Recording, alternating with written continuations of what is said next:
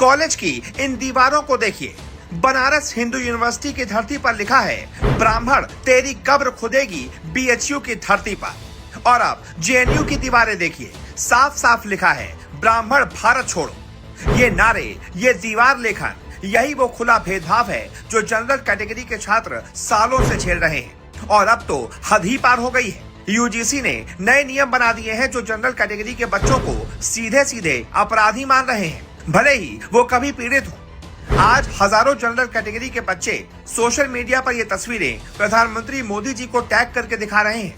वो चीख चीख कर पूछ रहे हैं, हमें तो कहा गया था एक रहोगे तो सेफ रहोगे, बटोगे तो कटोगे, तो अब हमें ही क्यों धक्का दिया जा रहा है, हमें ही क्यों बांटा जा रहा है, हमें ही क्यों विलन बनाया जा रहा है। दोस्तों, ये कोई छोटा मोटा मामला नहीं है। यूनिवर्सिटी ग्रांट्स कमीशन ने सभी मान्यता प्राप्त कॉलेजों और यूनिवर्सिटीज में जातिगत भेदभाव रोकने के नाम पर नए नियम लागू कर दिए हैं। नियमों में भेदभाव की परिभाषा बढ़ा दी गई है। अब SC ST के साथ OBC, महिलाएं, विकलांग भी शामिल हैं। लेकिन जनरल कैटेगरी, उन्हें तो इस प्रोटेक्शन के दायरे से पूरी तरह से बाहर रख दिया गया है। यानी साफ साफ मान लिया गया है कि जनरल कैटेगरी का छात्र कभी भेदभाव का शिकार हो ही नहीं सकता। वो तो सिर्फ भेदभाव करने वाला हो सकता है। आप ये सुनकर हैरान रह जाएंगे, SC ST एक्ट के तहत दर्ज होने वाले 81% मामले OBC कैटेगरी के लोगों के खिलाफ ही होते हैं।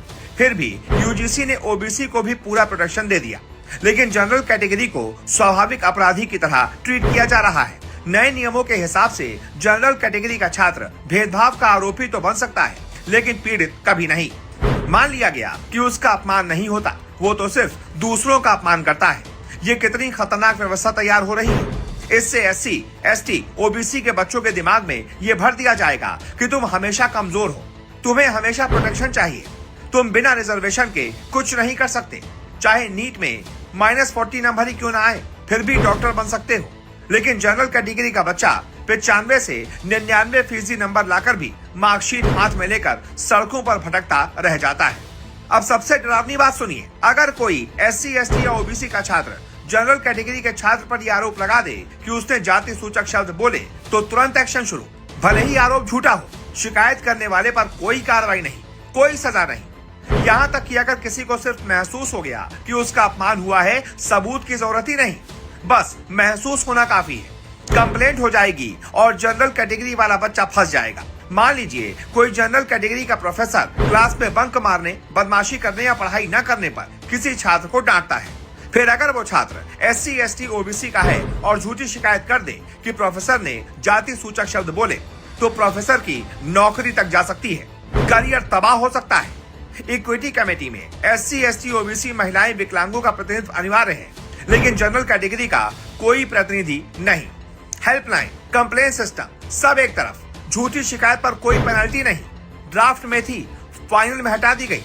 दोस्तों, ये रिवर्स डिस्क्रिमिनेशन है, ये खुली नाइंसाफी है। जनरल कैटेगरी के बच्चों को हमेशा विलन और बाकियों को हमेशा विक्टिम मानने का कानून बन रहा है। इसलिए आज हजारों बच्चे प्रधानमंत्री मोदी जी से अपील कर रहे हैं, यूजीसी से कहिए ये नियम वापस लो। हमें भी बराबरी का हक चाहिए, हमें भी प्रोटेक्शन चाहिए, हमें भी बिना डर के कैंपस में पढ़ने का हक चाहिए। प्रधानमंत्री जी ने कहा था, सबका साथ, सबका विकास, सबका विश्वास।